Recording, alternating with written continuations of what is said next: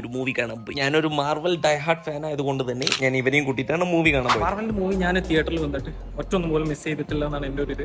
ഞാൻ ഏകദേശം കാണാൻ തുടങ്ങിയതിന് ശേഷം ആ കാലത്ത് തന്നെ ഏകദേശം എല്ലാ മൂവീസും തിയേറ്ററിൽ ഞാൻ കാണാൻ തുടങ്ങി കണ്ടിട്ടുണ്ട് തിയേറ്ററിൽ തന്നെ.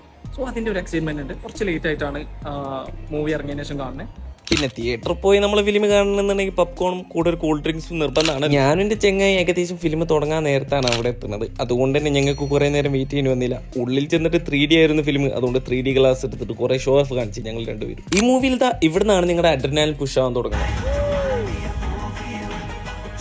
ഈ ഭാഗത്ത് വരുന്ന ക്യാമിയോ അത് നിങ്ങൾ മിസ് ചെയ്ത് കഴിഞ്ഞാൽ നിങ്ങളുടെ സിനിമാറ്റിക് ലൈഫിൽ നിങ്ങൾ മിസ് ചെയ്യുന്ന ഏറ്റവും വലിയൊരു മൊമെന്റ് ആണ്. 3D ഗ്ലാസും വെച്ചിട്ട് ചില ഭാഗം വരുമ്പോഴാ ഇവന്റെ റിയാക്ഷൻ ഇതാണ്, ഇതെന്ത് തേങ്ങയാണ് ഈ നടന്നുകൊണ്ടിരിക്കുന്നത്. അത് ഓനെ കുറ്റം പറഞ്ഞിട്ടും കാര്യമില്ല, ഞാനും പുറത്ത് വെച്ച് കണ്ടില്ല. പിന്നെ ഈ എണീറ്റ് പോകുന്ന ആൾക്കാരെ കണ്ടു കഴിഞ്ഞാൽ നമുക്ക് ഒരു കുറ്റം പറയാൻ പറ്റില്ല. പക്ഷെ ഒരു കാര്യം നമുക്ക് മനസ്സിലാവും, അവരൊരു ആക്ച്വൽ മാർവൽ ഫാൻ അല്ല. മാർവലിന്റെ ഒരു മൂവിക്ക് വന്നിട്ട് അതിന്റെ പോസ്റ്റ് ക്രെഡിറ്റ് സീനും മിഡ് ക്രെഡിറ്റ് സീനും കാണാതെ പോയി കഴിഞ്ഞാൽ പിന്നെ ഓനൊക്കെ ഒരു ഫാനാണോ നിങ്ങൾ പറയും?